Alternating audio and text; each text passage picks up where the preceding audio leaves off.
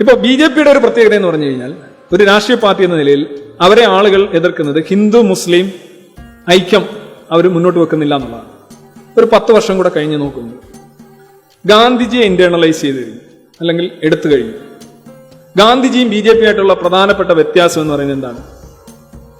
അത് ഗാന്ധിജി ഹിന്ദു മുസ്ലിം ഐക്യത്തിന്റെ വക്താവായിരുന്നു, BJP അല്ല എന്നുള്ളതാണ്. അങ്ങനെയാണല്ലോ. ഇതേ രീതിയിലാണ് പൊളിറ്റിക്സ് പോകുന്നെങ്കിൽ ഒരു 10 വർഷം കഴിഞ്ഞ് എന്തായിരിക്കും അവസ്ഥ വരുന്നത്? ഹിന്ദു മുസ്ലിം ഐക്യത്തിന്റെ നമ്പർ 1 വക്താവായിട്ട് BJP മാറും. ഗാന്ധിജി വരും, പട്ടേൽ വരും, ഇന്ദിരാഗാന്ധി അവർ എടുത്തു കഴിഞ്ഞു.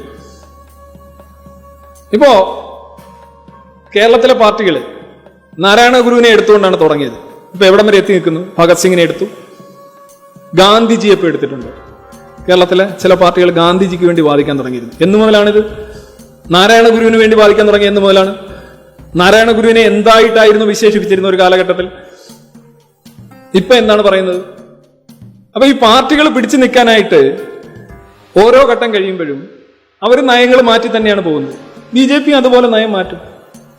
മുസ്ലിങ്ങൾക്ക് മുന്നിൽ കൂടുതൽ ആകർഷണമായിട്ടുള്ള പ്ലാൻസുമായിട്ടായിരിക്കും ഇനി വരാൻ പോകുന്ന ആളുകൾ. അതിനാണ് സാധ്യത. പ്രാക്ടിക്കൽ പൊളിറ്റിക്സ് അതാണ്. ഈ മുസ്ലിങ്ങളെല്ലാം എന്താ പറഞ്ഞ ഭീഷണി ഇവിടുത്തെ അവർ പറയുന്നതിന് അവർ പറയുന്ന വാദം ഇത്രയേ ഉള്ളൂ. അവരെ കൺസോൾട്ടേഷൻ ആണ് CAA. ഹിന്ദു മുസ്ലിം ഇതര വിഭാഗങ്ങളെ കൺസോൾട്ടേറ്റ് ചെയ്ത് നിർത്തുക. കൺസോൾട്ടേറ്റ് ചെയ്ത് നിർത്തി കഴിഞ്ഞാൽ ഇപ്പോ ഒരു പാർട്ടി അധികാരത്തിൽ വന്നത് കൺസോൾട്ടേറ്റ് ചെയ്യാനായിട്ട് ഉപയോഗിക്കുന്ന അതേ തന്ത്രമായിരിക്കില്ല അതിന്റെ കണ്ടിന്യൂൻസിന് ഉപയോഗിക്കുന്നത്. മാതാ അമൃതാനന്ദമയി എന്ന് പറയുന്ന ഒരു ടീമുണ്ട് കരുനാഗപ്പള്ളി. അവരാദ്യം കയറി വരാൻ ഉപയോഗിച്ചിരുന്ന കാര്യങ്ങൾ എന്തൊക്കെയായിരുന്നു നിങ്ങൾക്കറിയാവും? മിറക്കിൾസ് ആയിരുന്നു, അത്ഭുത പ്രവർത്തികളായിരുന്നു, കഥകളായിരുന്നു. അമ്മയുടെ കഥകൾ എന്ന് പറഞ്ഞ പുസ്തകം തന്നെ ഉണ്ടായിരുന്നു. ഇന്ന് അതൊക്കെ എടുത്ത് വായിച്ചു നോക്കുമ്പോൾ അമൃതാനന്ദ പോലും ചിരിച്ചു മരിക്കും. ഇന്ന് ആ കഥകളും ആ ബുക്കുകളും ഇപ്പോൾ അത് എഡിഷൻ അവർ ഇറക്കുന്നില്ല. ആ കഥകളും അത്ഭുതങ്ങളും ഒന്നും അമൃതാനന്ദമയ്ക്ക് ആവശ്യമില്ല. ഇന്ന് അവർ പറയുന്നത് എന്താണ്? അമ്മ അത്ഭുതങ്ങളൊന്നും കാണിക്കുന്ന ആളല്ല, അമ്മ ഇങ്ങനെ തൊട്ടുതേപ്പ് കാര്യങ്ങളൊന്നും ചെയ്യുന്ന ആളല്ല. അമ്മ ഉദാത്തമായ മാനവിക സ്നേഹത്തിന്റെ ഉദാഹരണമാണ്. അമ്മ സ്നേഹമാണ്. തുടങ്ങിയത് എവിടുന്നായിരുന്നു? ഒരു പരുന്തുണ്ടായിരുന്നു. എല്ലാ ദിവസവും ഉച്ചയ്ക്ക് 12:30 ആ പരുന്ത് സുധാമണിക്ക് തിന്നാനായിട്ടുള്ള മത്സ്യം കൊണ്ടുവന്ന് മുറ്റത്തിട്ട് കൊടുക്കുമായിരുന്നു. ഒരു പൂച്ച ഉണ്ടായിരുന്നു, പൂച്ച വന്ന് ഇങ്ങനെയൊക്കെയുള്ള കഥകളാണ് അതിനകത്ത്. പൂച്ച കഥകൾ, പരുന്ത് കഥകൾ, പട്ടിക്കഥകൾ, അത്ഭുത കഥകൾ, എഡിഷനോട് എഡിഷൻ. ഇത് വായിച്ച് വായിച്ച് വായിച്ചാണ് ആളുകൾ അവിടെ ആശ്രമം ഉണ്ടാക്കിയത്. നിങ്ങൾ ഒരു പ്ലാന്റ് വളരാൻ ആവശ്യമായ സമയത്ത് ഉപയോഗിക്കുന്ന വളവും വെള്ളവും ഒന്നും അല്ല അത് വലിയൊരു മരമായതിനു ശേഷം വേണ്ടി വരുന്നത്. വളർച്ചയുടെ ഓരോ ഘട്ടത്തിൽ ഉപയോഗിക്കുന്നത് പിന്നെ ഒരുപക്ഷെ ആവശ്യം ഉണ്ടായി എന്ന് വരില്ല. നിങ്ങളുടെ സ്നഗ്ഗികൾ ഇപ്പോൾ എവിടെയാണ് ആലോചിച്ച് നോക്ക്. പക്ഷെ നിങ്ങൾ ഒരിക്കലും അത് ഉപയോഗിച്ചിരുന്നു. BJPയുടെ കാര്യത്തിലും പ്രായോഗിക രാഷ്ട്രീയമാണ് അവർ ലക്ഷ്യമിടുന്നെങ്കിൽ അവർ ചെയ്യുന്ന, ഞാൻ പറഞ്ഞില്ലേ 370 കാര്യത്തിൽ അവരെന്താ പറഞ്ഞ്? ഞങ്ങൾ നടപ്പിലാക്കാൻ പോകുന്നൊന്നുമില്ല,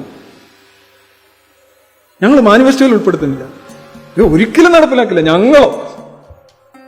ഇതാണ് പ്രായോഗിക രാഷ്ട്രീയം. പിന്നെ വന്നപ്പോ കാലാവസ്ഥ മാറി, ഭയങ്കര അധികാരം വന്ന് 300 സീറ്റ് കിട്ടി, എന്നാ നായിക്കളയാം, കൺസോൾട്ടേറ്റ് ചെയ്തു. അവരെ സംബന്ധിച്ചുള്ള എന്താണ് ആരോപണം? ഗാന്ധിജിയെ കൊന്നവർ എന്നുള്ളതായിരുന്നു അവരെ സംബന്ധിച്ചുള്ള ഏറ്റവും വലിയ ആരോപണം. ഗാന്ധിജിയെ മൊത്തം മൂടോടെ എടുത്തിരിക്കുക.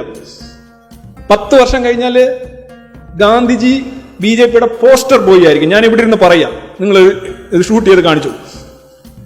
BJPയുടെ പോസ്റ്റർ ബോയ് ആയിരിക്കും MK ഗാന്ധി. കാരണം മിക്കവാറും കാര്യങ്ങളിലെല്ലാം അവർ ഒരുമിച്ചാണ് പോകുന്നത്.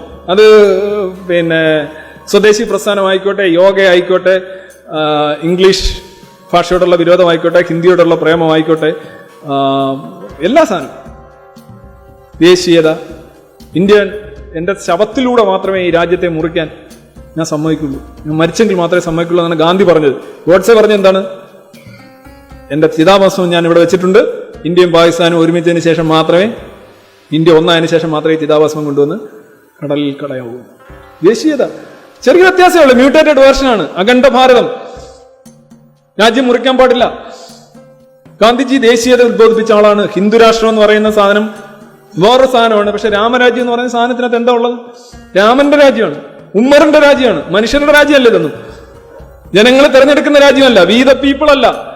ഗാന്ധിജി പറഞ്ഞ രാജ്യങ്ങൾ ഒന്നിൽ ഉമ്മറിനെ പോലെ ഭരിക്കുക, രാമന്റെ രാജ്യം ഉണ്ടാക്കുക, ലക്ഷ്മണന്റെ വർക്ക്ഷോപ്പ് ഉണ്ടാക്കുക, ഇങ്ങനെയൊക്കെയുള്ള സാധനങ്ങളാണ്. ഇതല്ല. ഇതാണ് ഒരു മതരാജ്യം, മതാധിഷ്ഠിത മതരാഷ്ട്രീയാധിഷ്ഠിതമായിട്ടുള്ള സങ്കല്പം ഈ ഗാന്ധിജി വെച്ച് പുലർത്തിയിരുന്നു. സ്വാഭാവികമായിട്ട് BJP കുറച്ച് കറക്ഷനൊക്കെ ചെയ്താൽ മതി. ആ മാങ്ങയിൽ കുറച്ച് പുഴു പിടിച്ച ഭാഗം വെട്ടിക്കളയാന്നുണ്ടെങ്കിൽ BJPക്ക് ഗാന്ധി എന്നുള്ള മാങ്ങ ആസ്വാദ്യമായിട്ട് കഴിക്കാം.